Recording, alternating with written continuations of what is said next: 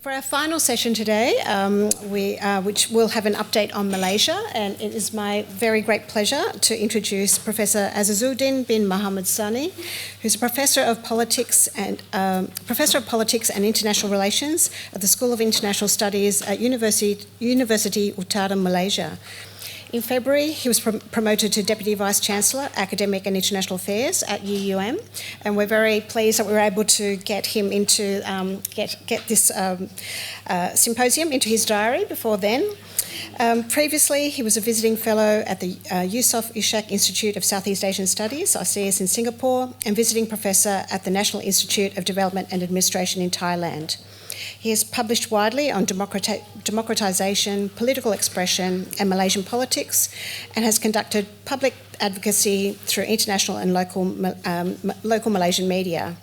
He is a columnist for Malay newspaper Berita Harian and Mandarin newspaper Sinsuji Po. Please welcome Professor Azizuddin.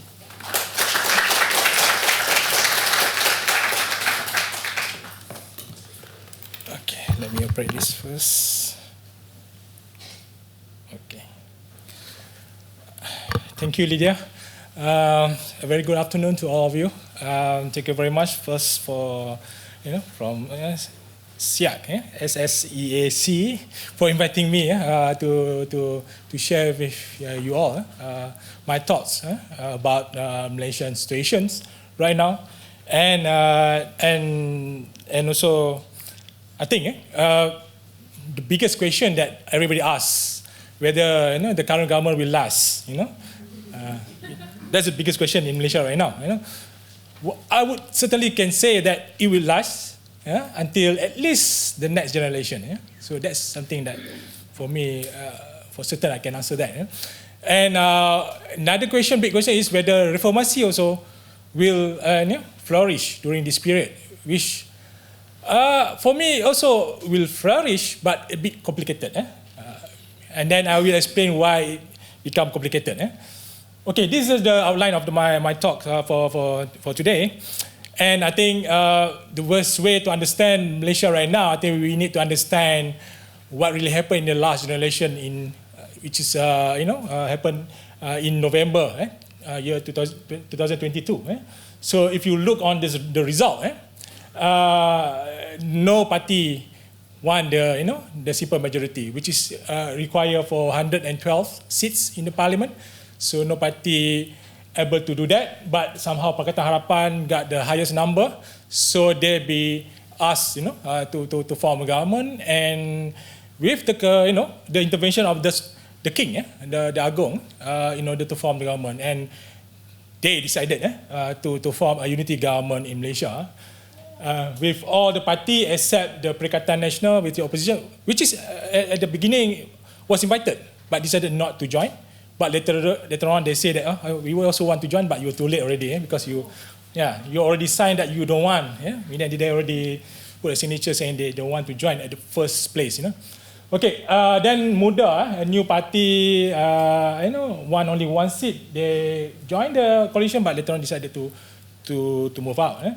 But because of this is very significant because never happened in our history that there's no party win enough seat, which is hung parliament. So even though we get used to have one strong party, in Barisan Nasional and Perikatan before that, but this time it bit complicated, because there's no party won enough seats. And okay, this is a state election in six states in Malaysia, happened in last August. The election, because as probably most of you know already, Malaysia is a federation. We have a federal and also state, set up, and they decided not to, dissolve the state assembly during the general election. So because they wait until the end of term. So meaning that general election actually happened earlier than the should be 5 years term. So they wait until the end, then they had the election, and 3 of the states actually previously the governments belong to the oppositions, basically the Islamic Party, PAS, But the other three actually belongs to Pakatan Harapan. So the current government's party, So they contested, then and the status quo maintained. So the only thing is Pakatan Harapan actually now during this election is collaborate together with Barisan Nasional. Used to be their fierce enemy, but now become friends in the government. So what's significant about this, which is nothing much different compared to what happened before, but the only thing is the significant number of the Malay voters decided to vote for the opposition, Perikatan Nasional, led by PAS and also another party which is Bersatu.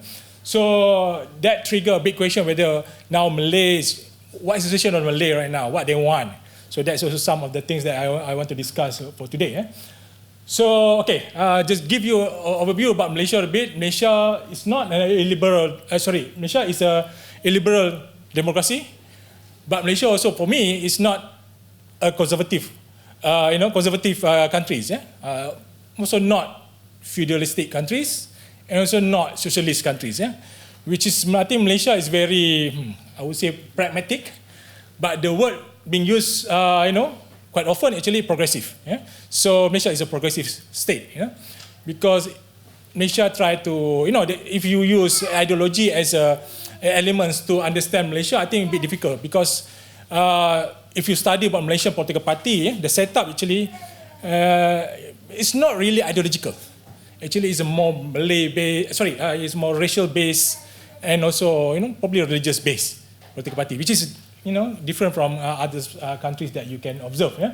And I already mentioned about about Ham Parliament that happened, which is the formation of a unity government, and so all political parties agree, but Perikatan Nasional decided not, mudah.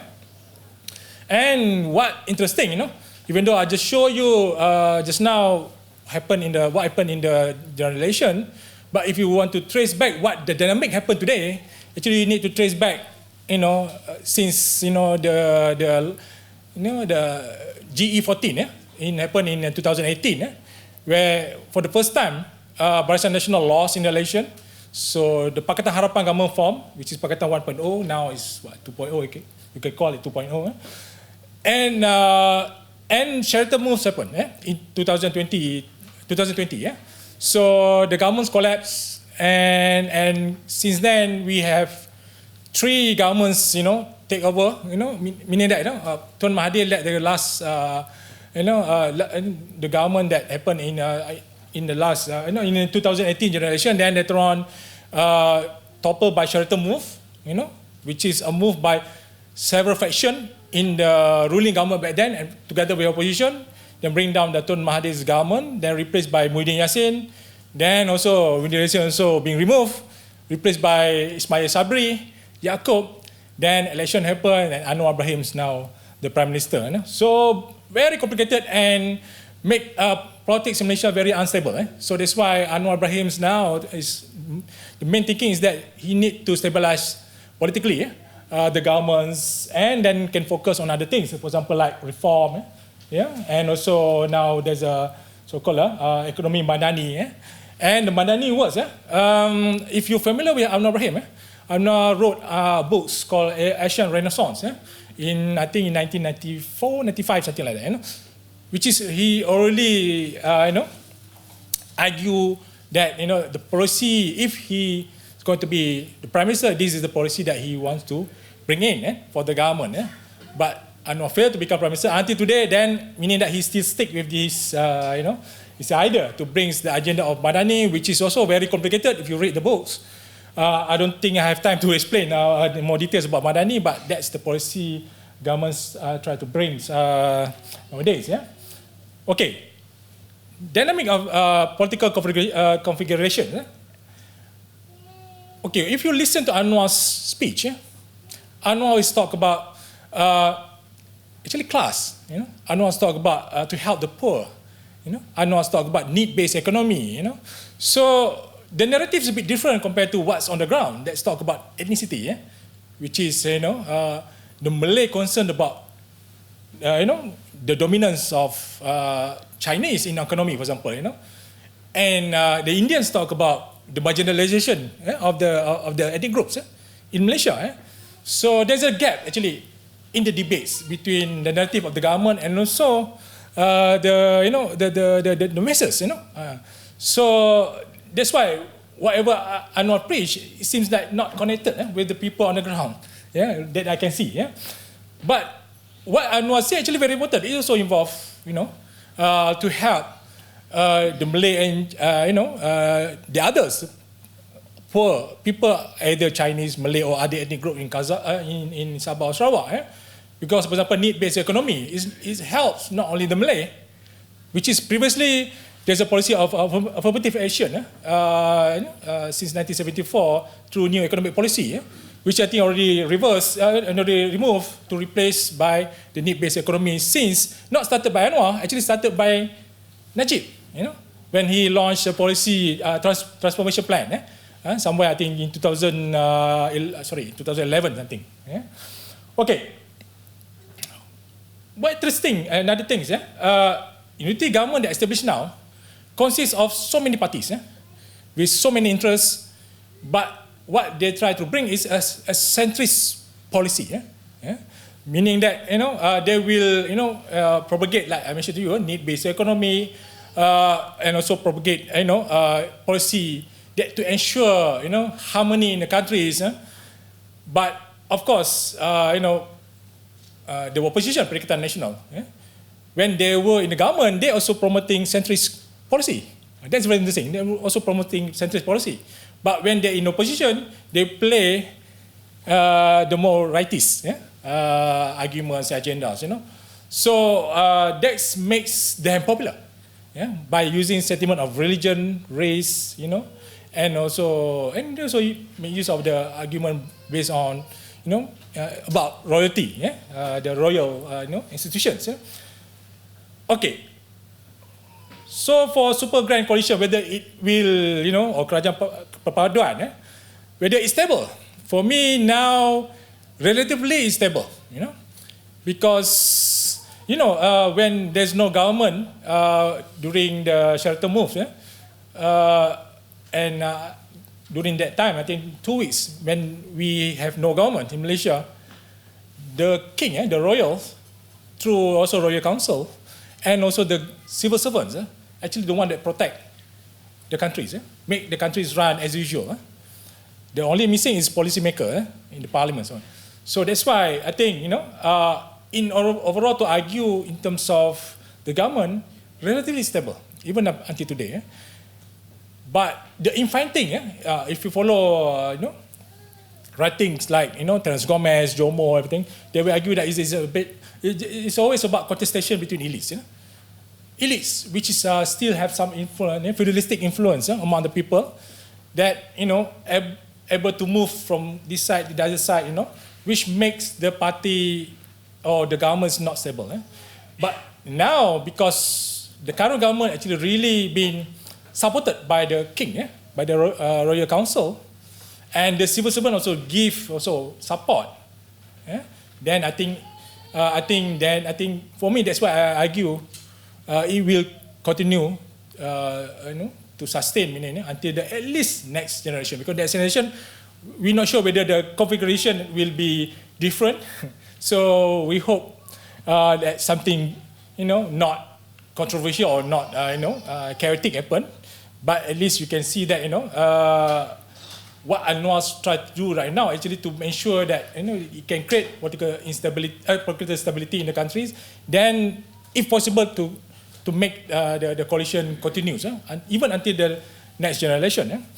What unimaginable now is I'm not really collaborate with DAP, which is their arch rival, their nemesis before, which is I think very interesting to observe them in the leadership level, but not on the ground. When you can see still infighting, they cannot feel comfortable working together among the party supporters and so on. So that's, I think, makes them, I think they still need more time to really to get used to, working together. Okay, that's one of the big question right now. What about Malay? What the Malay want? Actually, the Malay concerned about the current government because the current government has DAP in the government. So they're really concerned about the politics of the AP. But this, I think, mostly based on propaganda that actually brought by Barisan Nasional last time. So now the propaganda, continue and also makes Malay worry about the situations. And the context of UMNO, which is used to be a protector of the Malay, is no longer a protector of Malay.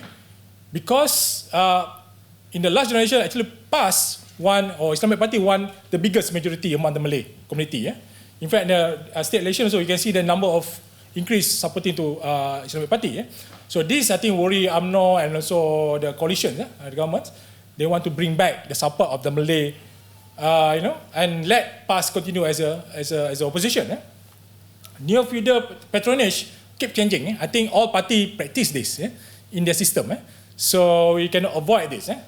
And people who supporting and idolize Anwar, for example, is because of this idea of neo-feudalism is still there in the political party. And the more concerning for us actually the 3R issue, which is race, religion, and royalty. This issue, I think I done a survey on this, and I asked Malaysian.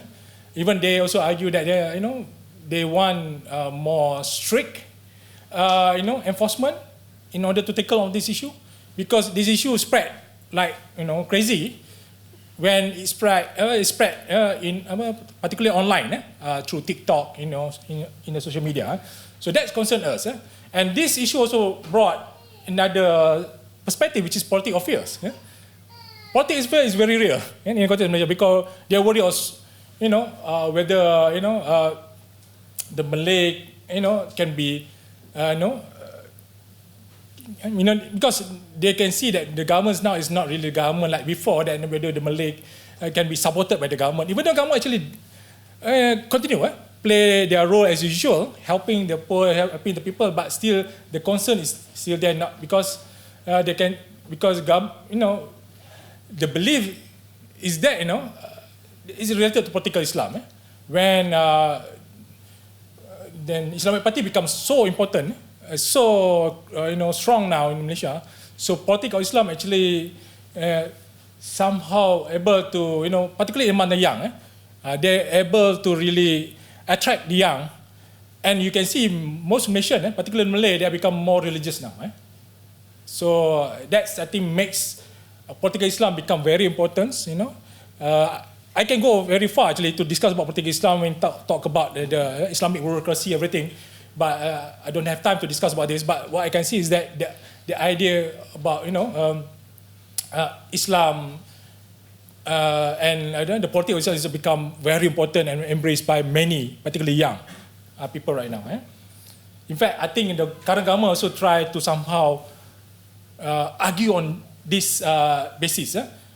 Probably slightly different compared to past argument.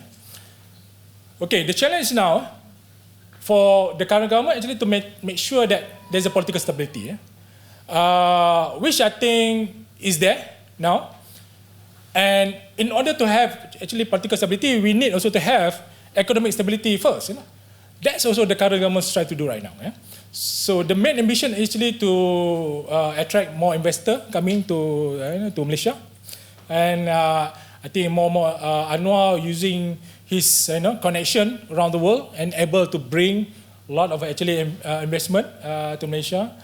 And also, even he also very loud to speak on many issues, particularly on issue of Palestine. But somehow try to accommodate also any good relation with US and also China. So I think this is also very interesting aspect what you can see the government try to play right now. And another thing is, I think probably some of you listened to this morning's talk about Gemoy in Indonesia. Malaysia also now try to study, how influence of AI in politics. Even though we know already how influential of TikTok, for example, Facebook and the others, into our politics. So. Okay, somehow civil society also become, the problem in civil society now, they become partisan a bit, because now the government consists of so many parties, but some civil society like Bersih, I think they try to, be independent and so try to question so many reform that government failed to do. Like civil servant, I think just now I mentioned, become, very important, and, they also play a crucial role to ensure the stability of a government that we have today. Okay. Now, in conclusion, Malaysia is a stable nation and unity government managed to create our political stability. For me, in order to stabilize the countries, we need to have a centrist, policy and also centrist government. And one most important, actually, we need also to curb the 3R issue, even though the argument is saying that, okay, if you curb 3R issue, meaning that we have a problem with freedom of expression, for example, in the case of Malaysia. That's why I think Malaysia is a bit unique, because we protect certain element of the government, like the royal family, the language, religions, and also special position of the Bumiputra, Malay Bumiputra. But those who question all this, then they'll be subject to Sedition Act, which is the law that actually last time Anwar propagate to replace, but now becomes law that important to protect against 3R issues. And last is a super grand coalition will be the prospect of GE16 that I can see. And also I want to talk about last point before I forgot, is about reform.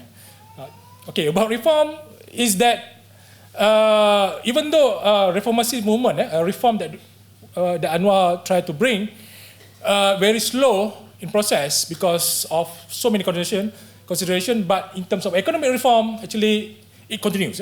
So targeted subsidy and also restructuring economy is among the reform that being promoted and established this year. So I would say that economic reform will be going first rather than other kind of reform. Even I also actually want to share my books, probably in 2022, which is about reform, electoral reform, which we still waiting whether whether it can be realized in the near future. So I think that's all from me. Thank you very much. Thank you, Professor Azizuddin, for a very insightful update. So we now have time for a few questions before we close proceedings. So again, please raise your hand. I have a question here. If you could give your name and affiliation, please.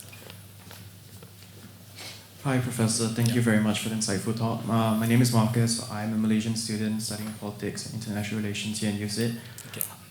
So, based on what you basically touched upon, like 3R issues and super grand coalition, given past their electoral wins in the past general election, and a lot of inflammatory statements by them recently, how do you see the Madani government trying to tame the green wave while not alienating their own more liberal and progressive base in the urban areas? And also one more, do you see PKR and UMNO working together in the upcoming 16th general election? Thank you. Okay, first of all, I think the green wave only happened in the northern area, in the state of Kelantan, Terengganu, Perlis, and also Kedah, and also partly in the Malay area in Penang. But somehow in the the state election, we can see it moved very fast to Selangor, Negeri Sembilan, and other states. And also involves some area which is urban, which is dominated by mostly PKR and so on, Pakatan Harapan, in those areas. So that concern, that concern the current governments, because if this continue, even though I don't think it will continue, because because when because the for example, like the problem is that for example, like PAS and also Bersatu, because they're in the opposition, so because of that, I think they are lacking on something to really expand the support, and this also the green way also contributed by the young, the new generation. As I think probably some of you know that we changed our law to allow 18 years old to vote. Previously only 21 years old to vote. So this allow actually because the social media actually dominated by the opposition. That's I think the very interesting part, which is previously dominated by Pakatan Harapan. So this makes many of the young give the support to to the Perikatan Nasional, which is just also to make it a point here, Perikatan Nasional was the government during the election, general election. So this is a bit complicated a bit. So there are many ways to contain, for example, for the government, actually there are many ways to contain this. So among others, to contain is to have a policy like Madani, for example. And Madani, there's a like flavor of Islamic perspective in that, and also which can attract many Malay Muslim into this policy, and also there's a flavor of like Western a little bit, context of civilized society, something like that, So they also can attract the non-Malay. So I don't know whether this policy will help, to bring the support of particularly the Malay, because the concerns now for the government is there's not enough support from the Malay community in the government. But the rest, yes, Sabah, Sarawak, all the ethnic group, they are supporting, the government. Okay, coming back to this question of, last one. Coming back to the second point is about working between Barisan Nasional or UMNO with PKR, so on. I think they will continue, because I can see that actually Barisan Nasional UMNO actually really helping PH, Pakatan Harapan, because like I mentioned to you, because there's not enough number Malay that support Pakatan Harapan, so they need UMNO that can bring the support of the Malay, which is UMNO has, but not enough actually, because most of the Malay already voted for Perikatan Nasional. So in a way, because of this collaboration between these two parties, I think that can, that can continue in order to, they have to make sure that the policy must be centrist policy, then to bring together all the people. And for me, they need also to really show domination in the social media. If not, then I think it's pretty difficult for them to really, contain the narrative coming from past, for example, because for them it's very easy because they just use narrative or 3R, which is also difficult for the government to contain right now. Okay. Yeah. Thank you, Professor, for your talk. Yeah. It's helped to make sense of what from outside can look like a very complex situation in Malaysia at the moment. My concern, because I come from the International Commission of Jurists, is with the failure of Anwar to live up to his promises of we're going to engage with the international community, we're going to be very different from the previous Malaysian governments, we're going to look at the international rules-based order, and yet, as you've mentioned, the subversion law is still there, criminal defamation is still there, and the repression of the opposition. Was this just something that Anwar was saying to get the West interested in his possible victory that he has no intention of living up to? Or is it now it's no longer become a trendy issue for social media?